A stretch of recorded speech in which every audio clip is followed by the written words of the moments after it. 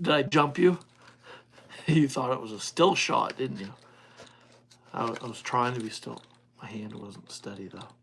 It was shaking. How's everybody doing this evening? Oh, we need some people joining this live stream. I can see how many I've got following this live stream. So once we get a handful of people joining, I'll get into the good stuff. Hello? Anybody there? All right, so all the way from the first deer I shot with a bow and arrow,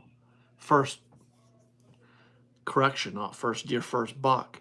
The first deer I actually shot with a bow was a doe. I think I went on to shoot a second doe with my bow before I ever getting my first buck, which was this little guy. 1, 2, 3. He was actually exactly 3 inches long. So in the state of Maine, if you're hunting in the rifle season, not bow season, the regular archery season in the state of Maine, all through the month of October, in the majority of the state, you can shoot either sex deer, doe or buck. It always was that in areas of the state where they issued doe permits, you could shoot either sex in regular archery season, not having drawn a doe permit for any zone. You didn't have to put in for doe permits. But in areas where doe permits were issued, if someone was hunting with a bow and arrow in regular archery season, you could shoot doe or buck. Yeah, but and that's always changed. It used to be that you could shoot either sex deer in all the state of Maine, statewide in regular archery season. But that several years ago they changed that, and I think it was only in areas where they give out doe permits can you shoot either sex in regular archery season. I could be mistaken. It might have switched back to where you could shoot either sex statewide during regular archery season. But I shot 2 does before I shot my first buck.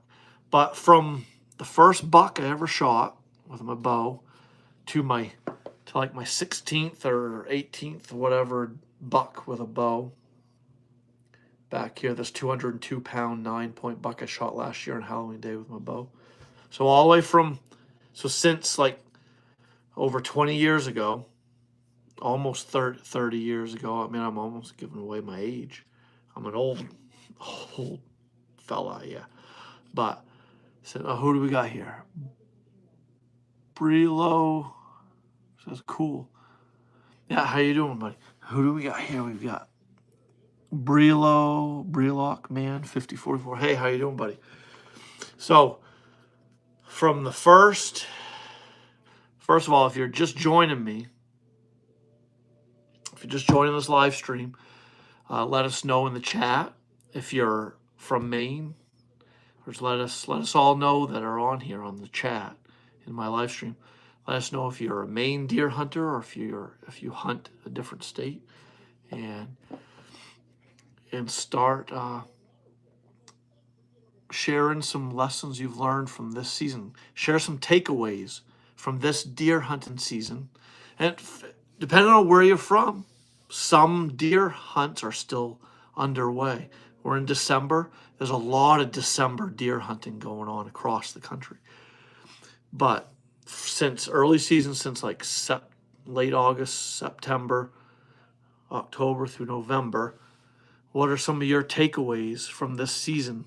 What are some lessons you might have learned? Share just in a brief couple sentences in the chat. Share with everybody some of the lessons you may have learned. So I'm going to get back to what I was getting ready to say.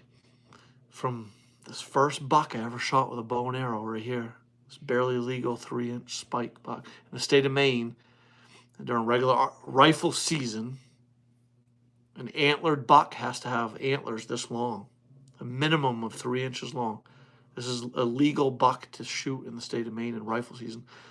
But it could if this was a button buck or smaller than 3 inches, it would be legal to shoot in October in regular archery season in Maine. But that these regulations and laws and rules on antler size and antler restrictions stuff is different and varies from state to state across the nation. So ever since the first buck I ever shot to like the 16th or 18th, I don't know, might be the 16th or 18th buck I ever shot.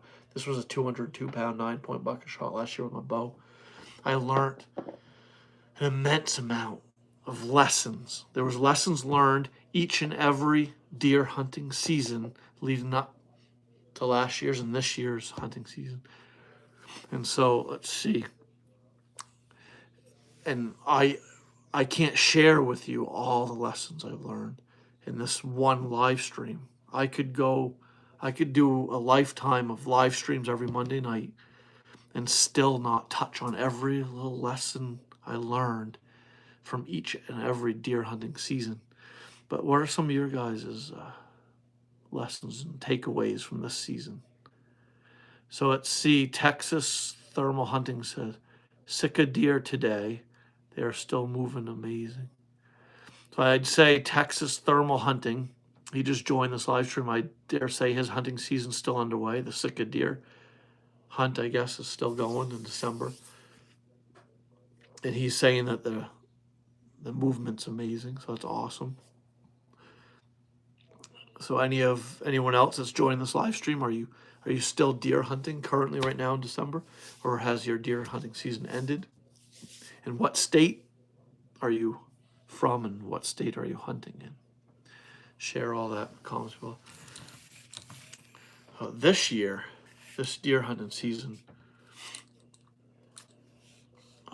I started out shooting a doe with my bow like the second day of regular archery season in the state of Maine. I filled a doe tag. About a month after that, a month or more, a month and a half later, after shooting that first doe, I shot another doe, filled another doe tag that I had that was actually sent to me via a text message from a local game warden.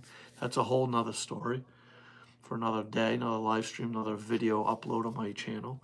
But yes, I got a doe permit texted to me. It wasn't a regular statewide permit that I drew, or a permit that I got in the mail, or a permit that I had to draw for. It was texted to me, private text from the game warden cell phone, sent me this tag, a DMAP doe tag. I filled that. That's a whole nother story. And then sometime later, a few weeks after filling that second doe tag, I finally filled my statewide buck tag with my 270 rifle. And as you see here, it didn't take 3 shots to kill my buck. It only took 1. But the first two missing bullets were just to verify that my scope was on, that I was dialed in. Shot at like 70 yards, 80 yards. Just make sure that my scope was still on. Sometimes a hunter will go bump his gun or rifle, or the rifle might bump off something, and you might not realize that you knocked the crosshairs off in your scope. Sometimes the scopes can be off slightly. So it's very crucial that you check all your hunting gear, inspect all hunting gear. Weapons are very vitally important for inspection and checking on. Make sure your bow is sighted in, dialed. Make sure your scopes dial in, sighted in, and something zeroed in. So, you owe it to that animal to make a nice, clean, ethical shot. And it took just the one shot this year to get my buck. So that could be a lesson learned for someone. Like being better at thoroughly inspecting and checking gear. What if you're a deer hunter that may not have been hunting that many years? You could be a fairly new hunter. You could be a seasoned veteran deer hunter that has filled 30 plus deer tags in your lifetime. It doesn't matter. You could be a new deer hunter, or an old timer that's been around hunting deer for 50 plus years. It just takes that one time to I mean, we're all humans. It's very easy to be forgetful or to get sidetracked, not be thinking.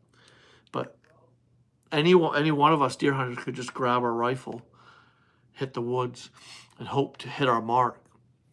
And I hope to have a 202-pound 9-point buck like this come by within 100 yards, and we get, you get our knees shaking, and we're shaking, and we're trying to settle in, so and we shoot, and we may miss, may wound, and that's because the scope could be off.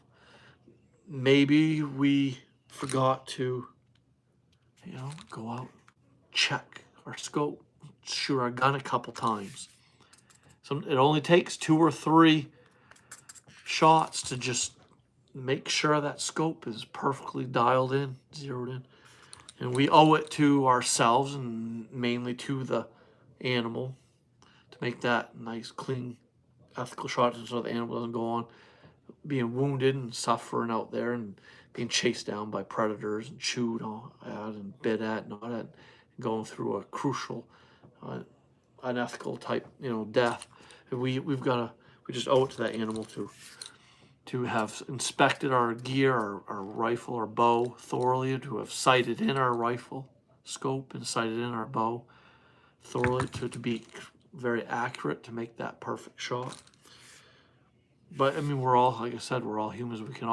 We all could make that mistake, and maybe sometimes hunters have been bow hunting since September, all through October, for 2 months, been bow hunting and putting grind, man, really putting in the grind, doing all day sits, hunting all day, putting in over 100+ hours of bow hunting in 2 months' time, and it comes, an opening day rifle season comes, and it sometimes just due to the whole hype and excitement of opening day rifle season getting here, and not wanting to miss a minute of bow hunting right till the last legal minute on the last day of archery season, button right up to opening day, the very next day.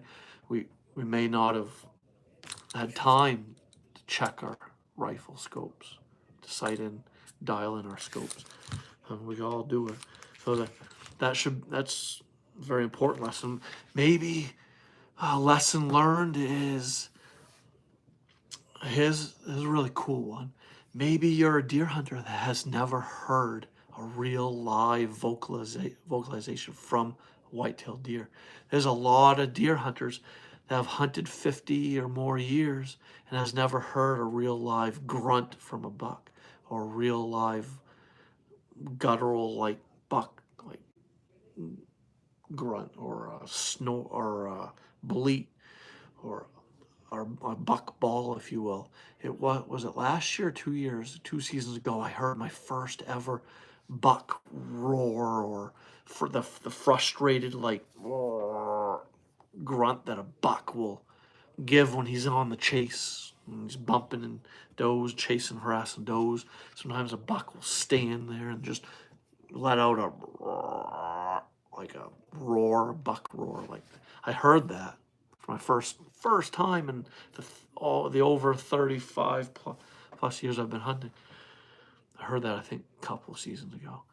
But so that could be a really cool lesson learned for a deer hunter. A hunter sitting there in the stand and like hearing that weird, strange noise, that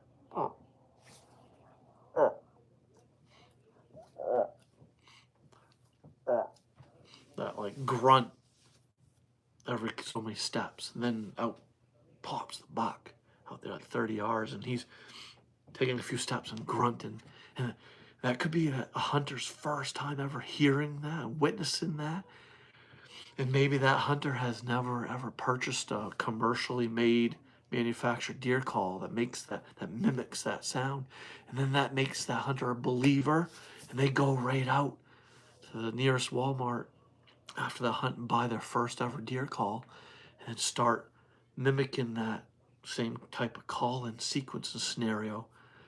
And then maybe a couple hunts in, the hunter calls in his first ever buck with his first ever deer call he ever bought.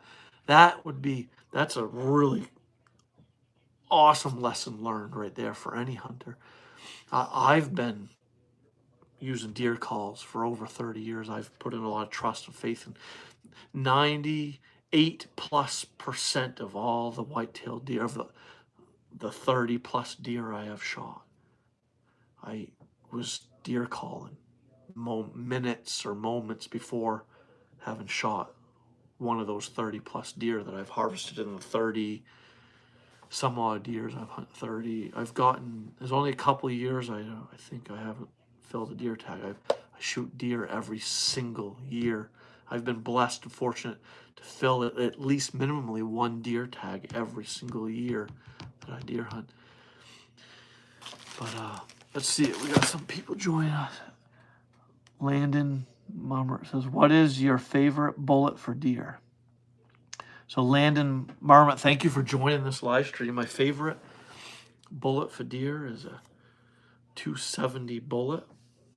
My favorite deer hunting rifle is my 270, but I have a 243 that I love equally as much. But this is a Winchester 150 grain 270 bullet.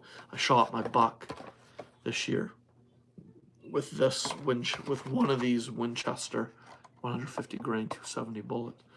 I have the core lock bullets. So I like these Winchester bullets. It's got the tip that mushrooms really quickly. As soon as this bullet will hit skin and hair, it will start mushrooming up. Makes great entry and exit hole. Great, makes good blood trails. I've got the core lock. What are the core lock bullets? Hey, though, help me out, people that are just joining us. The core lock bullets for rifles. Who makes them? Are they a Winchester or something else, or a Remington? Probably I think it's Remington. I think I got it right. So this is the Winchester Super X 150 grain 270 bullet. It says it's a PowerPoint. Oh yeah, PowerPoint. The PowerPoint bullet. They mushroom real quick. But I think Remington makes the core lock. I have a bunch of boxes of them for my 270, the Remington core locks. I've killed several deer with them. Those, I like them. I don't know. Landon Mummer, what's your favorite bullet for? What's your favorite rifle cartridge? Rifle and bullet to hunt deer with. Yeah, your caliber. What's your favorite rifle caliber? Landon Mummer. See, Riley says, what about 308? The Remington, yes. Oh, yeah. Riley says, Jason L. Oh, what do you mean by Jason L? Oh. So Riley says, what about 308? Actually, what's cool, I don't own a 308, but last Monday night's live stream that I did, it was mostly about Megan Colbith's monster trophy buck, her biggest buck to date. It was like 130 plus inch racked buck that she shot with her 308. Riley says, what about a 308? She used a 308 to shoot this. So if you saw that live stream last Monday night, if you didn't, and when you're done with it, following along here tonight, you can go back into my Spikes and Gills YouTube channel and click on that live stream from last Monday night and watch that to learn of her story, of Megan's story of shooting that big trophy buck with her 308. So those of you that are just joining me live, I was just mentioning how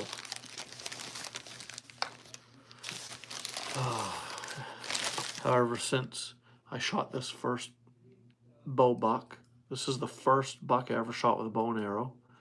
And this is like my 16th or 18th buck I shot with a bow and arrow, this 202-pound 9-point buck back here.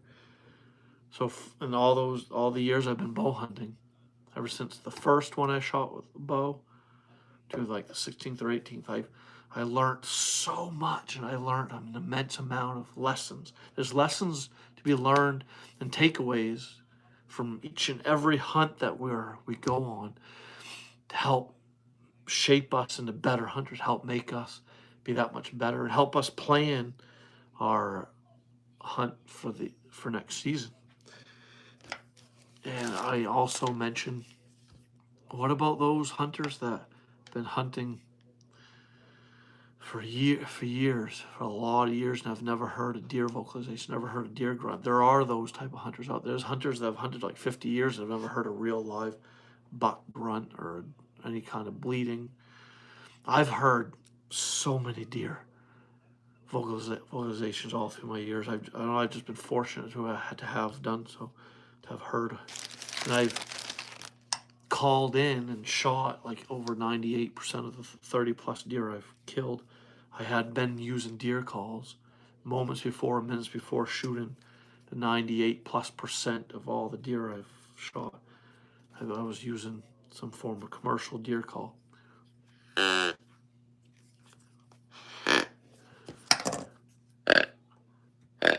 But how neat would that be if that's a lesson learned for you, or any hunter for that matter, that has never bought in deer calls and has never put trust or faith in deer calls and has never heard real live deer calls while hunting? How cool would that be if this was the year for you, or any hunter for that matter, haven't heard their first real live deer grunt? Maybe they were sitting there in their stand or blind and they heard a strange noise, and out popped a buck, and every so many steps that buck was grunting. And that hunter went on to buy the first ever deer call, and several hunts later they call in and shoot the first ever deer they have ever coaxed in with an artificial, like, commercial deer call. How cool would that be if that was a lesson learned for you or any hunter for that? A lesson learned for a deer hunter could be mainly like learning buck travel routes, or learning maybe a buck's staging area. Some hunters haven't seen very much deer buck sign. There's a lot of your newer hunters that maybe have never seen a buck scrape, or has never really seen a buck rub. I mean, how many of you have heard hunters mix up rubs and scrape, call a scrape a rub and a rub a scrape? Like, some hunters see that rub on a tree and they think it's called a scrape, when the scraping behavior is on the ground, the rubbing behavior is on the tree. I mean, how many of you have heard hunters call antlers horns, when horns are hollowed out? Like, horns grow similar to our fingernails and they're more hollowed out. Antlers are solid bone all the way through and through. But there are many people that still insist calling deer antlers horns when that's not the case. How many of you heard that before? Or, I mean, how many this so? Or this one's funny.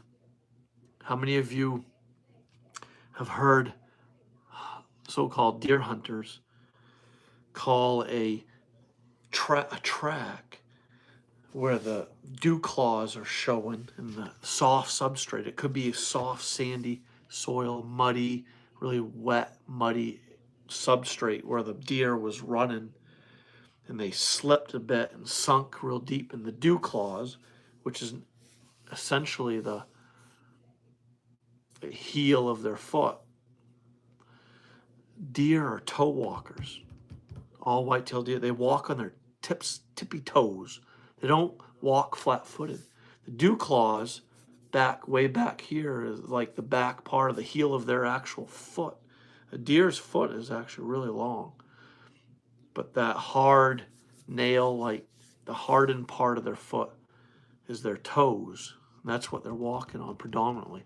But how many of you have heard deer hunters say, when they've seen a track showing the dew claws and the toes spread in that mud and dirt, how many of you heard people call that a big monster buck track? And they measured that and just automatically assume that that huge 260-pound, 180-inch rack buck came through, when all along that was probably just a yearling doe that ran through there, through that mud and sand and that wet, soft substrate area, and that doe's foot come down all the way as they slipped and sunk in deep and showed their dew cloth.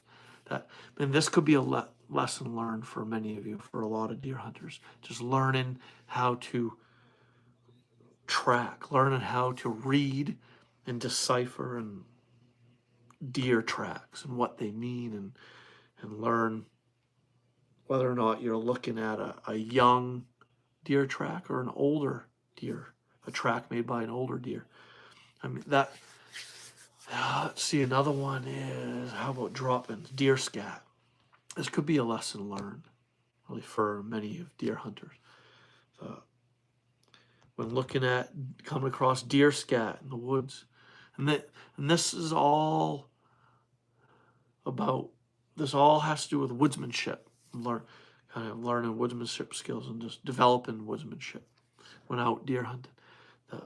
Learning how to read deer sign and discern it and what it means and what type of deer may left that sign. And so when looking at deer scat, how many of you heard people automatically assume just because they saw really big pellets? Or no, I just heard this year. I heard some deer hunters say that clumped up, wet, big, clumpy deer scat is from a buck, and pellets are from does. How many of you have heard hunters say that? That is just so far from the truth. Pelleted deer scat that's hardened in pellet form, all that just necessarily means is that the deer was probably predominantly browsing on woody type herbaceous vegetation, or woody, more fibrous woody type vegetation, and hence the hardened, the more pellet type form of scat.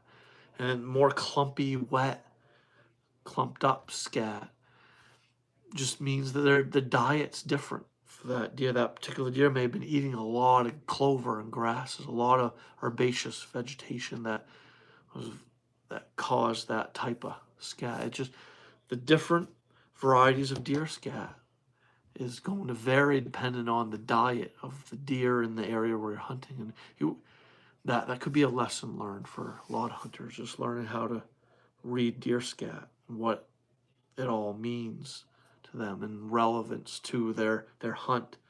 It could mean a hunter figures out what the deer are feeding on right then, now, so that they can make a game plan to be successful in the days to come.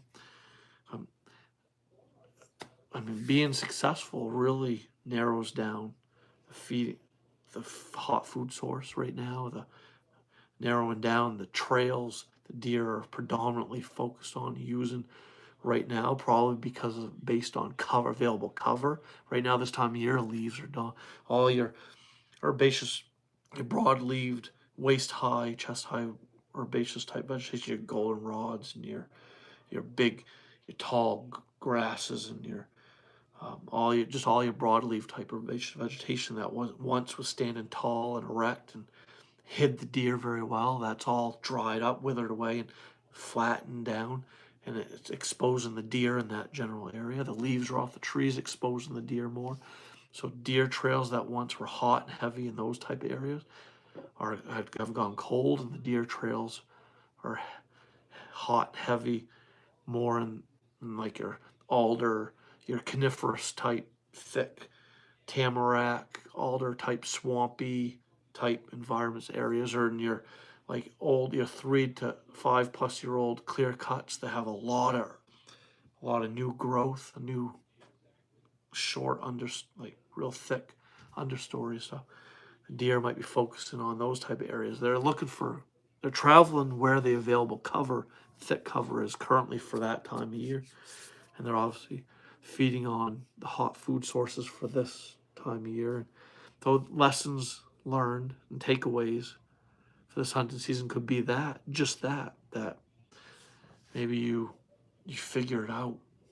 Maybe you're a hunter, deer hunter, that figured out, okay, my target buck predominantly focuses on this type of area or bedding area, this type of food, variety of food in September or early October. So I'm going to make sure I make a game plan to maybe hunt that buck next year over here. You know, I verified, okay, yeah, he's still alive. He made it this hunting season from trail cam pics. So if you just know that your buck, a couple of your bucks you've been chasing this year are still alive, and they may very well be alive for next season.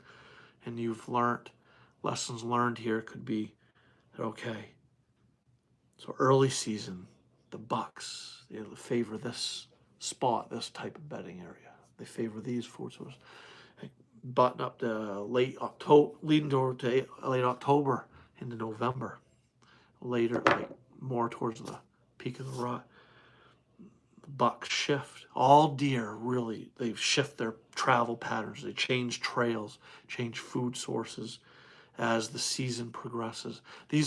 All these takeaways, lessons learned, man, are just helping to shape us all hunters and shape us into a better hunter and help us be successful in seasons to come.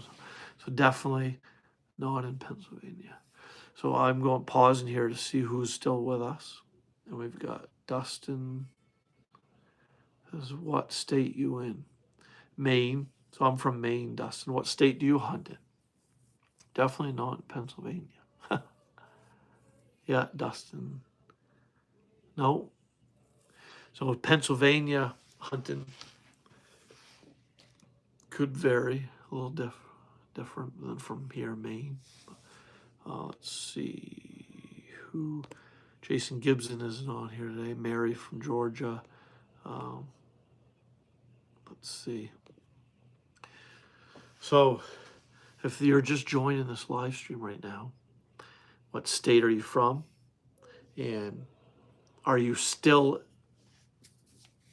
going through a deer hunt right now in December? Or has your deer hunting ended? And what were your takeaways or lessons learned from this deer season for you personally? Share some of those lessons learned with us in the chat, and we can go from there. I've just been ranting and raving here. I've just been rambling on about possible lessons learned for new hunters or veteran hunters or just all hunters in general. There's a lot to be learned from each deer season, especially if you put in the time. Okay, I'm really speaking to those that are addicted to the hunt and put in over 150, 200 hours of hunting for deer every season. I'm the weekend warriors, those that really just have Saturdays to hunt, maybe 4 days in a month, just 4 only days to hunt.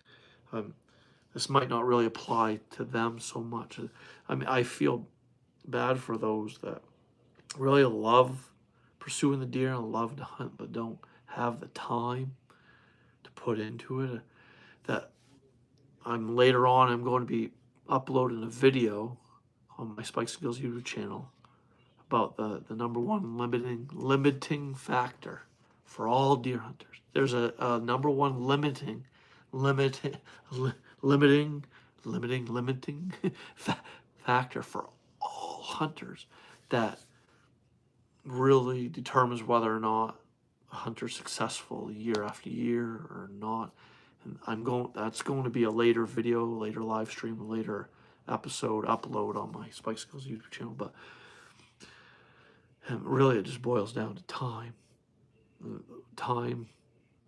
Okay, but I do feel bad for those that want to really shoot deer like this and year after year after year and just don't have the time that some of us do. I put in over 150 plus hours of hunting this deer season and was able to harvest 3 deer. This year's a 3 deer year for me. And a lot of other hunters shoot multiple deer in a season. And some hunters shoot decent mature bucks every year. That's because they put in a lot of hours, a lot of time. They have the time, the money, and the support that they need to do it year after year after year. So let's see, who's still with us live. So let's see, what did I want to do? I think this would be a good time right now to pause. While I'm waiting for more people to join us live, I think this would be a good opportunity to give a shout out now. For those of you that have been following along every Monday night, or you know that I like to give out shout outs to those that have been successful. Sorry about the crinkling. That was a bag with deer calls in it. So I had this individual. So if you don't know, if you join my live streams every Monday night, you can go to my email, wildmaineoutdoors@gmail.com. WILDMAINEOUTDOORS@gmail.com. Wildmaineoutdoors@gmail.com. And you send your photos and brief story about your successful hunt to the email, wildmaineoutdoors@gmail.com. And I'll give you a shout out. I'll show your photos on the live stream and share your brief story about your successful moose hunt, bear hunt, deer hunt, elk hunt, antelope hunt, whatever, coyote, bobcat, fox hunt, turkey hunt. It doesn't matter, whatever hunt it is. You can share the photos and your story with me at wildmaineoutdoors@gmail.com, and I'll give you a shout out during the live stream. And it can be fishing success stories as well. I'm going to be eventually getting into ice fishing. My live streams and video uploads of my Spikes and Gills YouTube channel will be all about ice fishing soon. That's coming. Okay, let's go to my email. I had an individual email me this evening. Tisha Ferris. Tisha Ferris, if you're with me now live, let me know. Chat away. Let us all know if you're watching right now, Tisha Ferris. She just sent a photo, but there's no story with it. But I'll still give the shout out. Oh, hold on. All right, everybody. So, Tisha Ferris and family, her family, they harvested this nice moose this year. This is from Tisha Ferris. So congratulations, Tisha Ferris and family, for getting this awesome moose. So are you with us, Tisha Ferris? No, she's not responding, but pretty cool, huh? It's a nice moose. Awesome. So there's that one. And then if we go back, there's also these photos too. So this must be Tisha Ferris. Is this your first black bear, Tisha Ferris? So congratulations on getting a nice black bear. It looks like a good one too. I think that weighed up nice. That black bear looks like it was probably a 160-pound dressed black bear. And did you shoot this black bear in Maine or a different state, Tisha Ferris? See, there's another photo here. Another shot of the bear. It's a nice bear. It looks like it weighed really good. Nice black bear. So are you... Tisha Ferris hasn't chimed in yet to share her story, but I'm wondering if this is her first ever black bear. And if it was, it's a dandy. And then I wonder if this was their first moose. This is the first. Could this have been her first moose? Possibly. First bear, first moose? Maybe. I don't know. I'm waiting on hearing from Tisha Ferris. So, all right. So I've got some bear here. Bear skulls. Yeah. So you can share your stories with all of us at wildmaineoutdoors@gmail.com. Share your photos and stories. I'll read your story and give you a shout out. Share your photos. Yeah. See, what did I learn this deer hunting season? I learned that Curly is still alive. It's the number one lesson learned that excites me. Curly is the target buck that I was after last year and this year. He ran with this one, Shorty. Here's Shorty, 202-pound 9-point buck I shot with a bow on Halloween Day last year. So Shorty here was one of 2 target bucks I was hoping to get last year. And I managed to get one of those 2, which hence this buck over my right shoulder. That's one of them. Curly's still alive. I've got a late November trail cam video and pic of him verifying that he's still alive and he's nice and a dandy. I learned a little bit more about his whereabouts, about where he likes to frequent, kind of spend the majority of his time. I found some of his rubs in an area where I didn't know he hung out or frequented, and he was after, like 3rd week of November, he was after a particular doe that was in estrus. How I know this is because of my cellular trail cameras I run. I got a notification on my phone from my cellular trail cameras of a doe that was in heat. And then just moments later, Curly was right behind her, sniffing on the ground and bushes and really hard. And he was right on her tail. He was chasing her, following her every move. He was locked down with that doe at that time frame. And so what I learned is, okay, if that doe survives this winter, goes on to live into next hunting season, which I hope she does. And I don't think she was the only doe that Curly was interested in. I think there was at least a couple others that he was interested in at that time frame this year.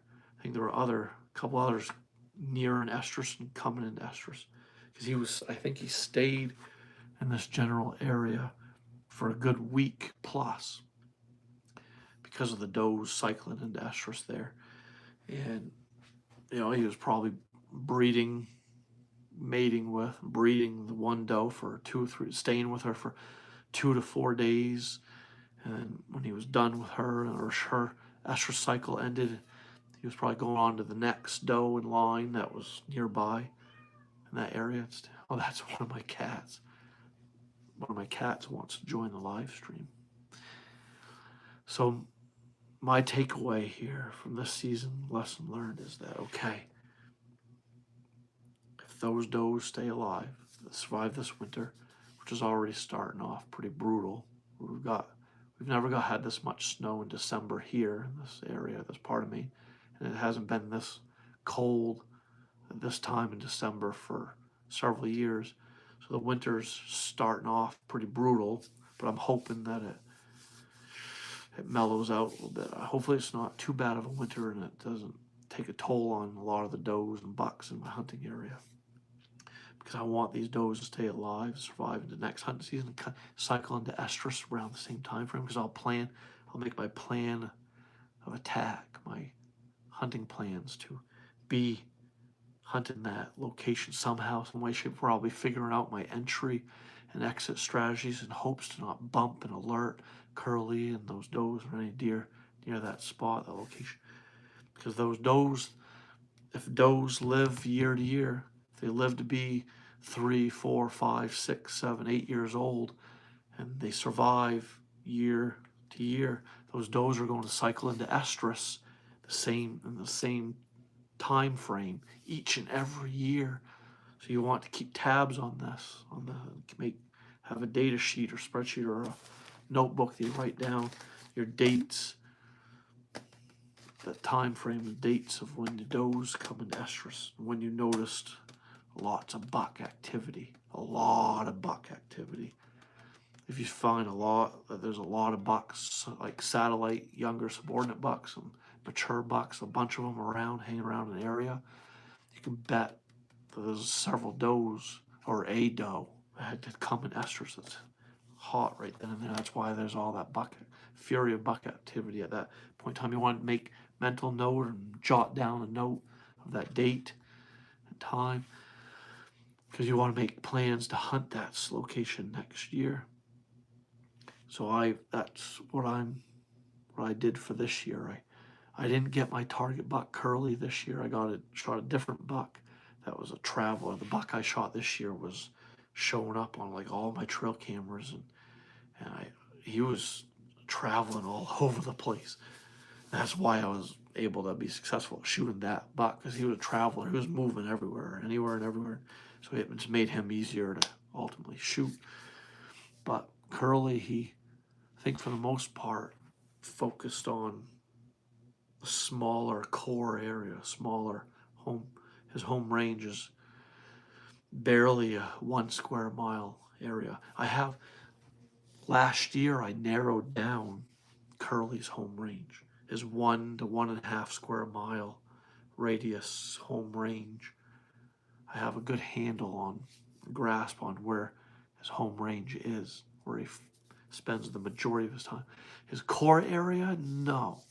A core area is where a buck will spend 50 plus or more % of his time throughout the year. And that's a lot of time spent in that core area. But the home range encompasses a much broader, wider area. So it's harder to really narrow down a buck's core area. And rightfully so, for obvious reasons, that core area is where he feels the safest, and where probably he's in like a thermal hub. A thermal hub is just an area. It's, for the most part, a lot of times it's the lowest elevation area, the lowest area in your hunting area, where all the thermals pool surrounding scent, and the cooling of the cooler air pulling down. We're creating thermals, dropping thermals and pooling thermals. And hence it makes it harder for a hunter to get close to deer in areas like that. And that's probably why I've never found Curly's core area, because perfect example of this. I was going into one of my stand locations. That was actually, I think, one of my lowest points, lowest elevation areas of my spots of my hunting area. It was on the edge of a swamp, wetland area. And so, rightfully so, there were the thermals. And this down here in this lower area near water nearby, it was cooler. The microclimate was like, down there was cooler, probably 10 degrees cooler than the higher elevation, more wide open, higher elevation areas. And the thermals were pulling down. I had the wind in my face, but I was going to this my swamp stand, because I verified last year. I learned that Curly bedded in there sometimes. I found his shed antlers in there, and I found spots where he had laid down near the stream. I knew for a fact, 100% factual, for certain, that Curly bedded in there sometimes. Has spent a lot of time in this general location. And so I decided to sneak in there ever so slowly and cautiously with my rifle in ready position. And I had the wind in my face. That didn't matter. I was almost to my stand, and I heard a deer snort and run off. And I think it was the first time I ever laid my eyes on Curly. Curly was in there. There was a hot doe and estrus that was nearby, and he was bedded in there, or hanging with her in there. He was locked down with her in there, in this swampy, thick area. but I think the thermals busted me. That the pulling in, this was a thermal hub area, the lowest elevation point of my hunting area, where the thermals pulled in all the surrounding scent, making it a great bedding location for any deer, because they could use the thermals to their advantage. They were using the thermals for their survival, and it worked for them this time. It didn't matter that the wind was in my face. So this could be a lesson learned for any hunter. There was a lesson learned for me this year, a takeaway for me this year, to not be that stupid and ignorant to be walking right into a thermal hub, a thermal tsunami. Just because the wind was in my face, it didn't mean that the deer weren't going to smell me or be alerted of my approach. And they were gone. I mean, I'm almost positive they didn't see me, because I was looking ever so. I was walking so slow, stopping so much, scanning, looking ahead. I was barely moving. Had my rifle in ready position, and I had a very silent entry. I wasn't making any noise either walking. It was very quiet walking, and it was very breezy. Like I mentioned, the wind was in my face, and I was looking very hard for deer. Where I saw the deer, it was like over 100 yards away when I saw the deer bounding off. They legitimately smelt me because of thermals, pulling my scent their way, even though that wind was in my face. But yeah, but I firmly believe that I finally saw Curly for the first time with my own naked eyes, and not just on my trail cameras. So he's still alive, and I can't wait to go after him next hunting season. See, it says, "Fear no farm." I don't have any specific deer by name or trail camera, but I think you'll find interest in some video I have coming up soon. Nice. So Fear No Farm says hello. Yeah, hi. So Fear No Farm, everybody. They've joined me live the past several Mondays. So do we have any other returnees joining us live? We have Cash Barker. Says, hi, how you doing, Cash Barker? Cash Barker, are you a deer hunter from Maine or another state? Fear No Farm says, is Curly on public or private? He's on public. Curly, well, no. Well, it's private, gated. No, like I shot Shorty here. Shorty, this buck here I shot last year, ran with Curly. It's gated land. I have a key. It's locked. We keep it dummy locked and shut. And it's an area where I work. It's employees. It's somewhat public, but it's employees only. It's just me, my supervisor, my two bosses, maybe one other guy that will hunt in there. Everyone but me heater hunts, just drives the dirt road through this hunting property, hoping to just spot one and jump out of the vehicle and shoot it off the side of the dirt road. But I'm the only one that really puts in the effort to hunt to go out, sit in tree stands, and go out with my tree saddle and find perfect spots to sit for the evening with my tree saddle. I do all the scouting, thorough scouting, and put in all the hours hunting. So I almost have the place to myself somewhat. Definitely during archery season. During archery season, I have the place to myself. I don't ever see a single soul, anyone else. During rifle season, I don't see another single person in orange. So it's for the most part, I guess it is private. Curly's on. It's over. Curly's home range on this private parcel is 1.5 square miles. That takes in like the central part of this private property. And the whole property is like almost 3 miles long and almost 2 miles wide, or over a mile wide. And yeah, and it's gated. There are public parcels of land or other property. Well, no, though. It's where I hunt is surrounded by other private property, But the owners of these other properties do give permission to some other hunters to hunt the outskirts, the edges of the property I hunt on.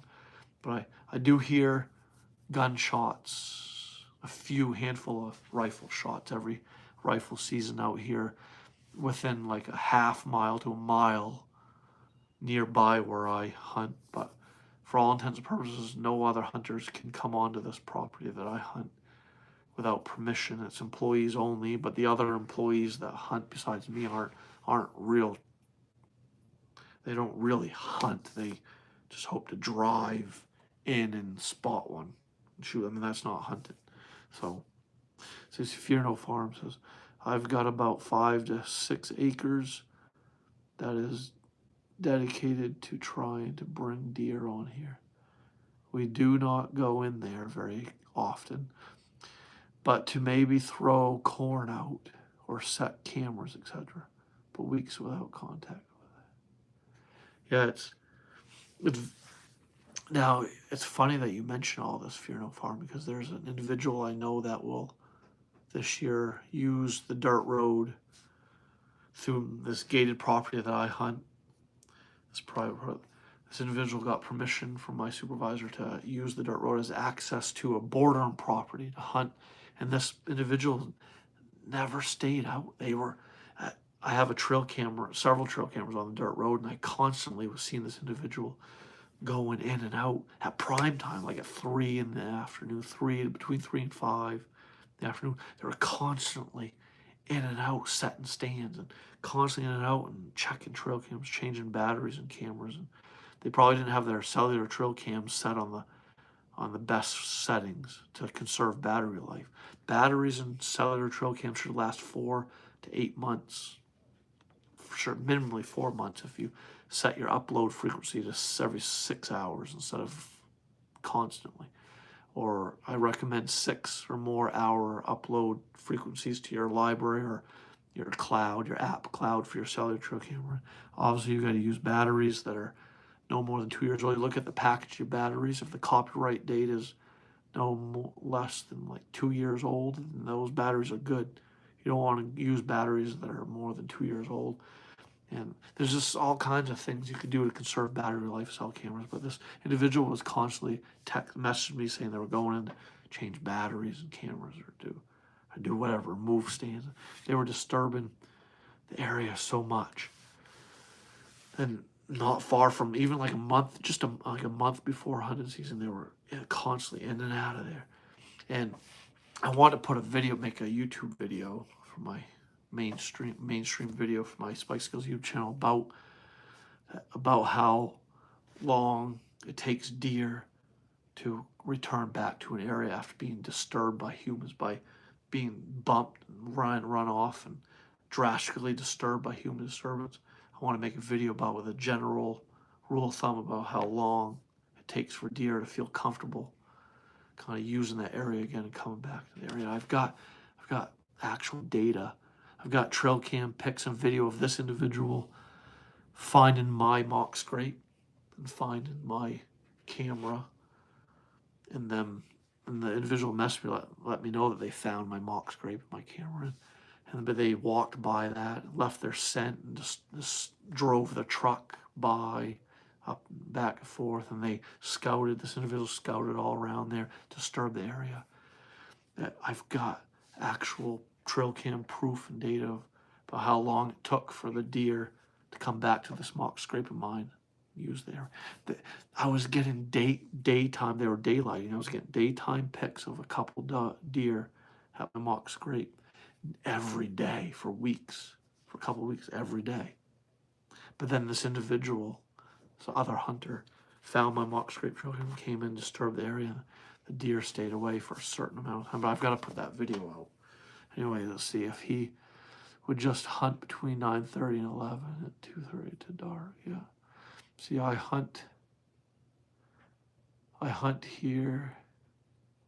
I hunt near his area. So that private landowner, baits, food plots, etc., he will only hunt for an hour and a half to dark, or an hour and a half after sunup. I hunt near his area, and I'm not going to say I shot a giant, but I guarantee you I shot a buck. He probably had on camera and would be upset that I harvested, but he probably would have got it first. If he would just hunt between 9:30 and 11 and 2:30, it's dark. Nice. So I hunt public with a private parcel in the middle of it. Oh, interesting. So you hunt public land or right around the bordering private. That's interesting. Yeah, I'm in Maine. To answer your question, Fear No Farm, I'm in Maine, the state of Maine. But oh, it's fun. It's interesting, Fear No Farm, that you talk about. You mentioned hunting between 9:30 and that. Oh, wow, how is this worded? I just a lot of hunters don't realize this. No, but I mean, yes, the prime time. It's sometimes really nice to get out there, like get in the stand or blind an hour before light and watching the woods, listening to and watching the woods wake up to the sunrise. We all love that, especially on a frosty fall morning. But then the first 2 hours of light are like prime time, and the last 2 hours of light in the evening are like the best times of the day for the most deer movement. But a lot of hunters don't realize that there's a morning bout of feeding. There's crap. There was in a podcast I was listening to that was talking about this, and there was a term for it. But a lot of all hunters need to know that 9:30, like from 9 to 11, 9 to noon, or even 9 to 1. But the more those hours, those late mid morning, late morning hours, the deer go on a big feeding binge. It's like a time that they, for some reason, they want to eat, and rightfully so. You got to figure they're probably, heading towards the bedding areas. They're thinking, lay down somewhere, chew their cud, regurgitate out of their rumens, chew, and to go into full digestion. It's called chewing their cud, same as our cows. Cows and deer, they're ruminant animals. They have a rumen where they store their grazers, browse. Deer, they wander around grazing. Just they grab and tear and swallow whole all their food. Well, they'll swallow whole acorns, buds, pieces of vegetation, and they go and lay down somewhere and chew their cud. They regurgitate the browse that they gathered into their rumens, and then they regurgitate up in the mouth to chew thoroughly, to swallow, to go into their second and on, to be digested onto the third parts of their stomach, eventually defecated and so forth and so on. But a lot of hunters don't realize that some of the best hunting can be between 9 and 1, like 9 to midday. I actually have trail cam pics and video clips from my cellular cameras of Curly, the buck I was hunting this year. I have trail cam pics of him at 10 a.m. and noon, between 10 and noon, feeding, grazing, feeding, like right nearby one of the known bedding areas that I always knew he used frequently. I never go in there and disturb these bedding areas of his. I don't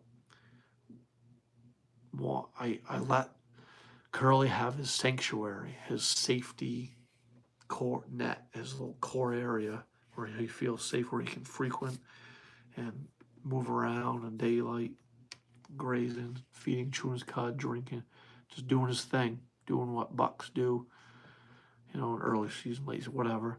But I like to ensure that the deer I'm hunting have their sanctuaries there. And I try to stay on the fringes and outskirts and just hope that one day the conditions are right, the weather's right, everything, the gut feeling's right, I feel right, just everything I just hope that one day it will come together. I'm no different than you. All hunters hope that. But yeah, so I get a lot. I've seen with my own eyes, but also with trail cam data, I've verified that a lot of deer, like the most deer, and this can be backed by that guy, or all them guys that get into that thermal drone research stuff, is it's blown up on YouTube.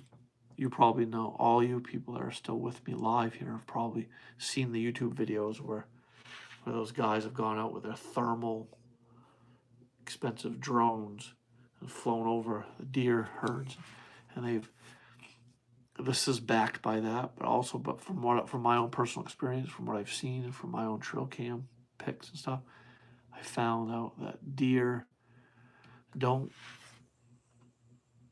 they don't have a this is just a general, this is a stereotype pretty much about deer, that deer always go to bed at 11 and they're up by 3.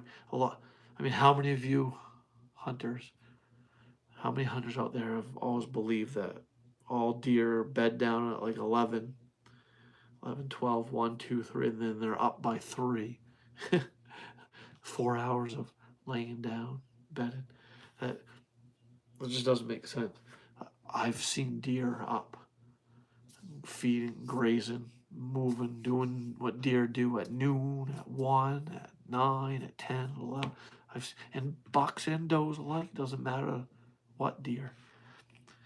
So, but a lot of hunters don't realize that, but all hunters would do well to sit tight, or to do all day sits and stay out there all day, and it's also helpful to have morning stand locations because that are perfect because of certain prevailing wind directions, and because of exit and entry and exit strategy for that stand. And it's also a good idea to have like midday, mid-morning, late morning, midday, early afternoon stand spots. You could leave maybe your morning stand and sneak into, or just leave that whole area altogether, go to a totally different hunting area for a midday sit. Sometimes it's a good idea to have stand locations for all these different times of the day, and it could pay off in dividends. And I do have a spot that I always call my like midday stand, or midday still hunting kind of spot. It's a well-known doe bedding area, doe hangout, where I've seen does up feeding at 11, noon, 1, 2. I've watched does go and bed down at like 1 p.m. and then get up at 3, and I've seen yearling bucks in there. So I'll a lot of times hunt my morning spot that I chose to hunt, and then I'll get down, and a lot of times I don't ever leave my hunting area, the hunting property that I'm hunting, and I'll just go to my noontime, midday stand because of my observations and just knowing that certain deer in my hunting area hang out in this particular spot at midday, and there's always that chance that I could come across one of my target bucks. You never know. And then there's your evening stand location. So a lot of hunters don't realize that they could benefit from this, having multiple stand sites and locations for morning, late morning, midday, afternoon, and late evening. You could have spots for all these times of the day. Let's see. See, Fear No Farm saying, really 9:30 to 10, 9:11. Yeah. Not to mention he drives right up to his blind if he would give it a few 100 yards buffer. I know, right? Yes. Oh man, I think, yeah. But you want to know something, Fear No Farm? If this is the landowner that has that private parcel in the middle of your public that you hunt, if that individual caught on that, if his spouse or sibling or child or friend, or just doesn't matter, if he got someone to drive him to his blind and drop him, and then they turned around and left with that vehicle. Oh my word, that guy, he could like tag out 10 minutes after they left. Because the deer, obviously the deer are used to the vehicle. They're probably used to the blind being there. If it's a blind, he's left there for months on it, and all the resident deer aren't spooking from it anymore and are used to it being there. And they're used to the vehicle coming and going constantly. And they're used to that roadway or whatever that the vehicle drives. All deer know where human disturbance is supposed to be and where it's not supposed to be. The deer don't pay much attention or any attention to roadways, or hence why there's always like mature bucks bedded sometimes right within feet of highways, several feet of roadways, and deer activity, tons of deer activity, rut activity near roads and nearby houses and dwellings. The deer they're accustomed to, used to all the human disturbance, human activity where it's supposed to be. But if that human disturbance encroached upon their living room, their bedding area, where they're living, and they would obviously spook and run, and they'd avoid that area for a time or two because of the human disturbance where it's not supposed to be. But this individual you're talking about, if they were dropped and then that vehicle left, oh my word, his hunts he'd be successful every time. That's actually from all the podcasts I've been listening to and stuff lately, and the YouTube videos I've watched of these guys using the thermal drones for flyovers and studying different hunting properties with the thermal drones. I've learned that, and it's all been backed by these thermal drones and stuff, that the best number one method for any deer hunter to use for them to be successful on a mature buck year after year is to be driven in with a vehicle to a blind or to a stand in an area where the deer are used to that, especially if it's in like agricultural type farm country where the deer are always listening to four-wheelers and tractors and pickup trucks, stuff such and so forth. As long as it's an area where the deer listen to vehicles coming and going daily or every other day, or for that matter, or just frequently, then this is like the number one best method for entry and exit from a stand, and that's to be driven in and dropped off, and the individual driving that vehicle back out, and within 10, 20 plus minutes, the hunter would start seeing deer. They could be so, and then obviously, hence when the hunt's over, the hunter texting the individual to come back to pick them up, to drive them out. That's like the number one dynamite entry and exit method that any hunter could use. But obviously, not everyone has that luxury to use that method.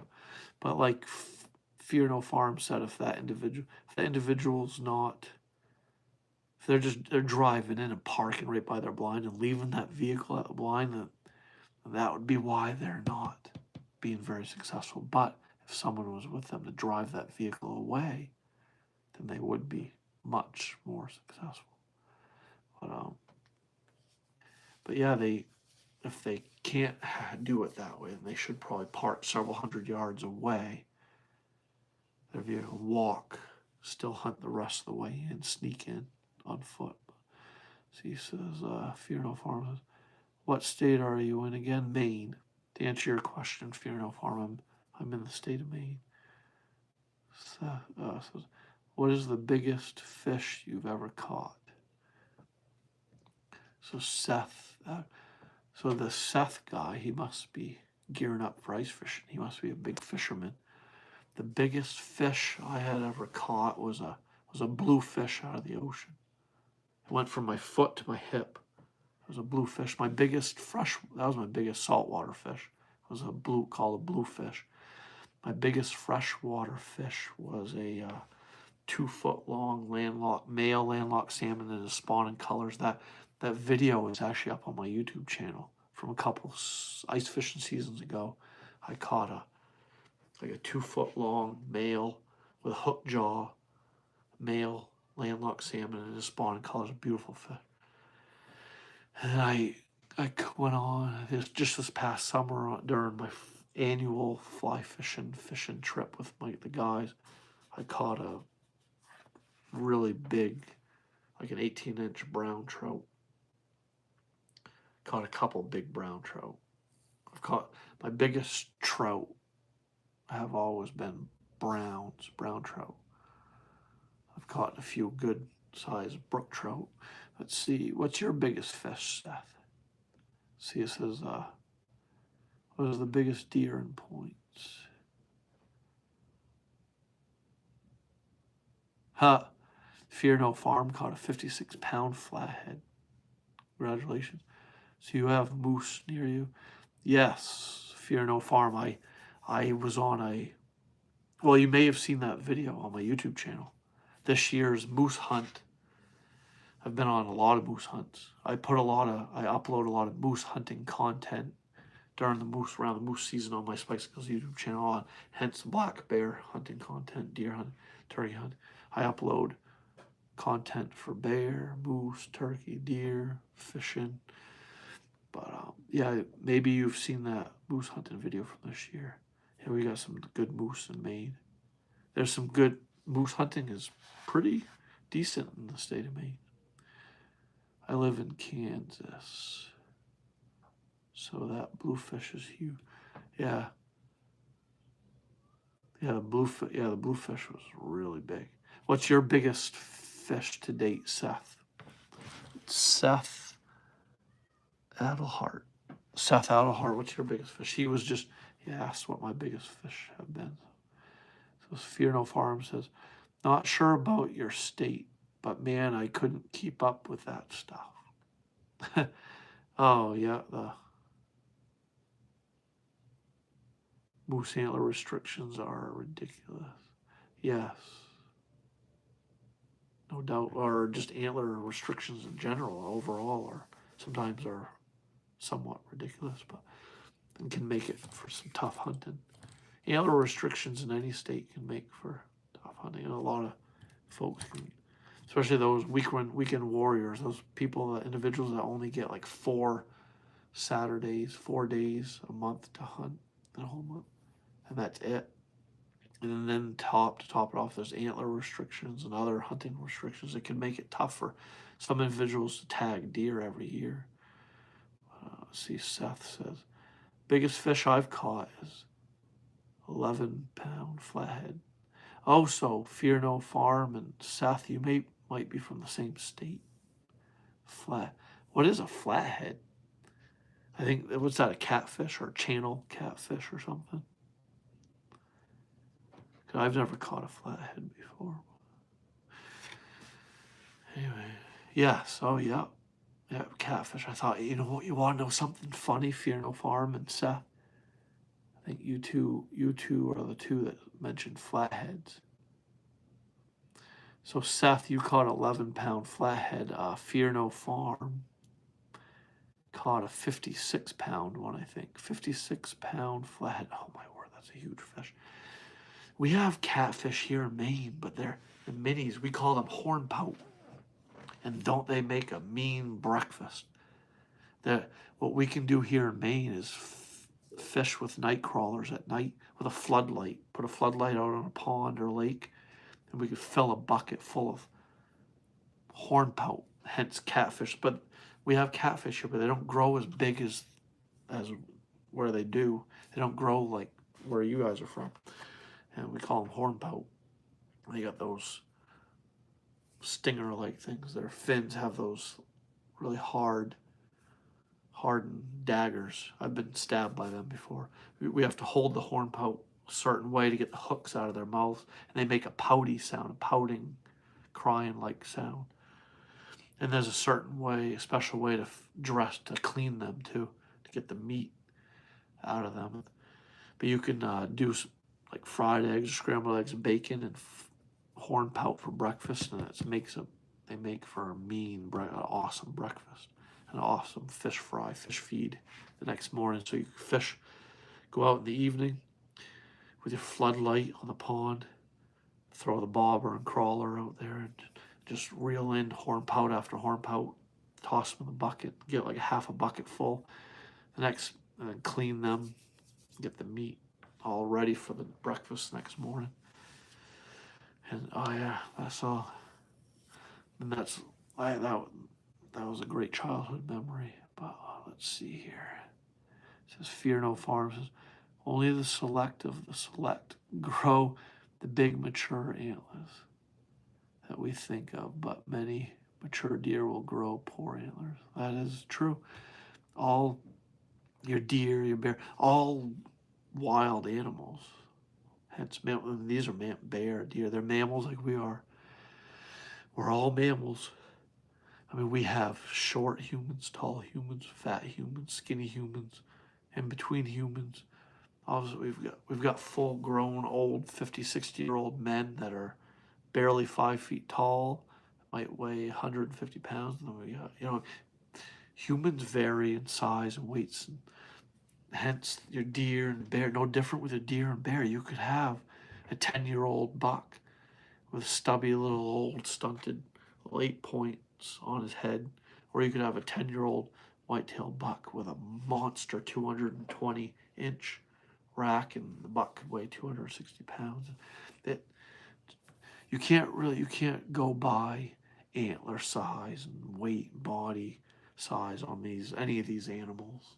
You can't go by just as far as age goes, aging them. There's only, there's those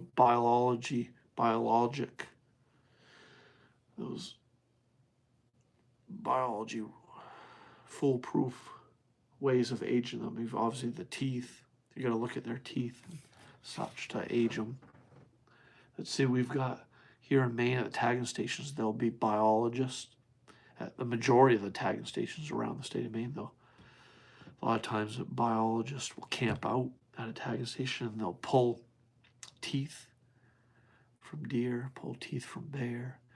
They'll get obviously the weight of all the animals, and they'll get any other type of data that they need off of the deer from the bear to just help with the biology reports and studies and stuff, so forth.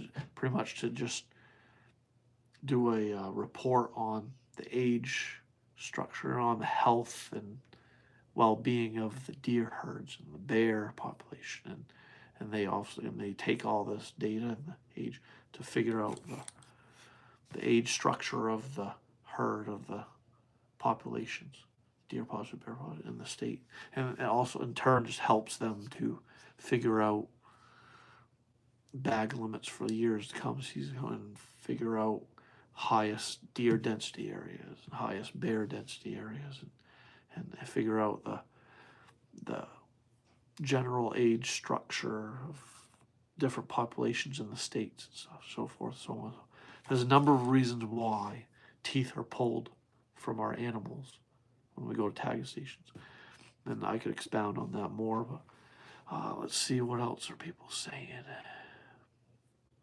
Fear no farms. Our blue catfish grows over 100 pounds. Holy crud. That is a huge fish. Fear no farms. I miss way stations in Oklahoma. It's all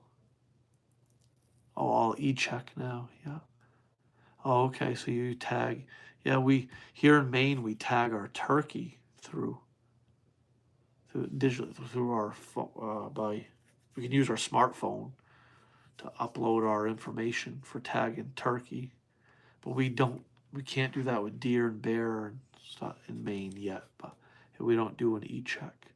It's all, we have to take our bear and deer to actual physical tagging stations. But that's neat. That's interesting. And I've been live plenty long enough. So my regulars, there's just a couple of you that are with me now that have been regulars, but I'm actually surprised. There's a handful of individuals I was expecting to be with me live this Monday night that didn't join, or maybe they forgot. I think it may have helped last Monday to have made a post on YouTube. I need to get better about earlier in the day on Monday, like by middle of the day on Monday, putting out that post on YouTube as a reminder to folks that I'm going live at 9 p.m. So I go live every Monday nights between 9 and 10. It's 10:30 now, so past my bedtime. But I hope all of you that are still with me have gotten some good takeaways from this deer season. And hopefully you've learned some lessons this deer season that can ultimately help you be much more successful next deer hunting season, and so forth and so on. I mentioned earlier in this live stream what are some of those lessons that I learned and some of those potential takeaways and lessons that any hunter, a lot of other hunters may have learned this year during this year's hunting season. There's thousands upon thousands. It's never ending what an individual hunter could learn out there in the woods. Just merely just developing a more awareness of your surroundings and kind of becoming a better tracker and becoming better at reading, picking out, finding, and reading deer sign and what it all means and such and so forth and so on. And just becoming more woods wise, developing more woodsmanship skills is really what it's all about. There's a lot of what it's all about, really. It's not merely the kill. It's never about the kill. Obviously, we can all agree on this one thing, that the hunt, the pursuing of these magnificent creatures, the bear, deer, doesn't matter what the hunt is. It's about a whole lot more than the kill, but we all know that. I mean, that's a given. But so I've been live plenty long enough, and so remember, I go live every Monday nights between 9 and 8, and my live streams, they're thought out, they're planned. They're not just random. I come up with a pretty good idea of what I want to discuss, what I want you to discuss with me, what I want to discuss with you, what I hope that you folks will chat, converse with one another back and forth about, so that we can all learn from one another. It's my goal to build a strong hunting, fishing community around my Spikes and Gills live streams every Monday night. I want to share other people's success stories. So what you need to do is send your photos and success stories, whether it's fishing success stories or hunting success stories. Share your photos, stories to my email, wildmaineoutdoors@gmail.com, wildmaineoutdoors@gmail.com. Send your photos and stories to that email. I'll give you a shout out, share your photos, share your story, and you can join the live stream and chat with everyone. We can all chat back and forth. I can discuss with you, and we can learn from one another and just share awesome stories and build this fish and hunting community around my Spikes and Gills live stream every Monday nights, 9 to 10. And then, like I mentioned always, I mentioned my 2 books, The Sit Spot, Discover in the Forest Near You, and Wild Maine Outdoors, Hunting Tactics, Tricks, and Secrets. And the PayPal links to order any one of these books or both of these books are in the description below all of my videos. To order Wild Maine Outdoors, Hunting Tactics, Tricks, and Secrets, and The Sit Spot, Discover in the Forest Near You. And so the PayPal links to order those books are in the description below. And then there's the shopping icon that you can click on to browse the Spikes and Gills hoodies and shirts, so you can order any Spikes and Gills merch. So you can check out that below all the videos. And yeah, so that's that. So remember, share your success stories and photos with to my email, wildmaineoutdoors@gmail.com. And I'll give you a shout out, show your photos through my laptop, and read your story, share your story, and we can converse back and forth with one another and build this community strong, this hunting and fishing community strong on Spikes and Gills live streams every Monday night. So thank you everyone who joined me this Monday. I hope to see you back here next Monday night at 9 p.m. And I wish all of you the best of luck out there. If you're still chasing deer, I wish you luck. Hope you fill some more deer tags. If you're getting ready, gearing up for ice fishing, I wish you all the best this ice fishing season. I will be eventually transitioning into ice fishing content and ice fishing videos on my Spike Skills YouTube channel. So Fear No Farm says, type your email and it's backwards.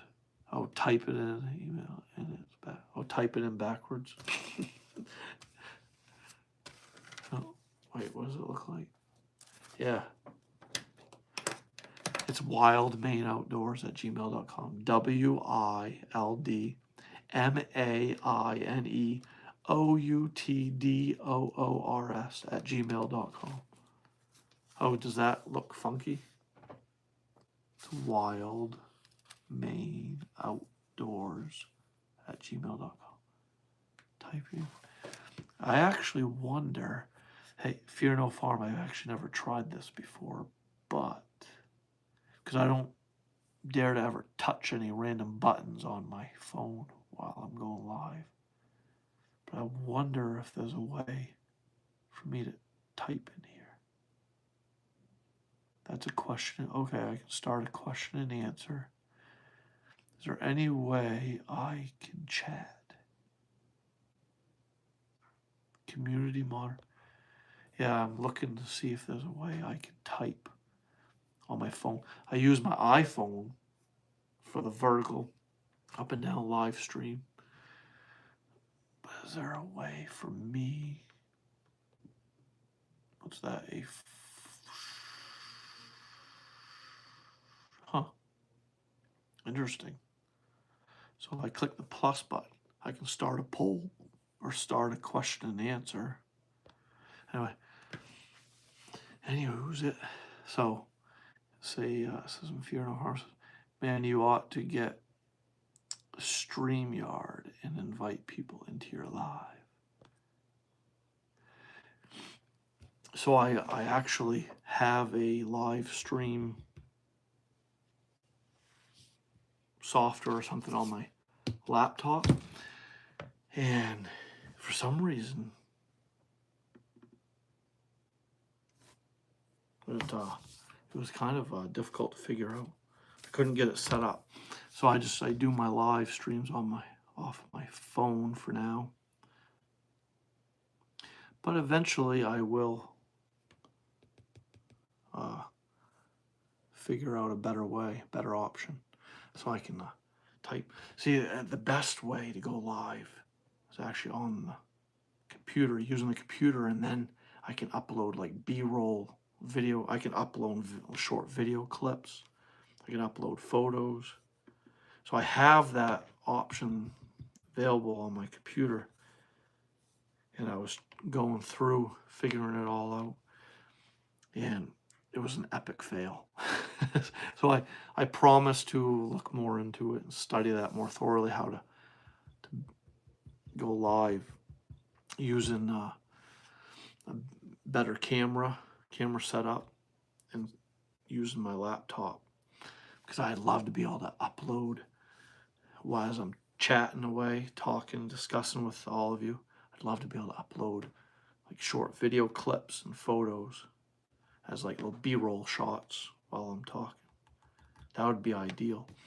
But for the time being, this is how I've been doing it. But so Fear No Farms.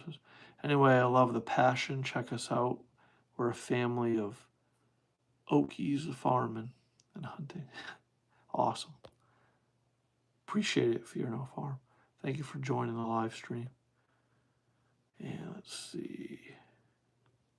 All right, everybody. So have a good night. I'll see you back here next Monday night at 9 p.m. Thank you, everybody.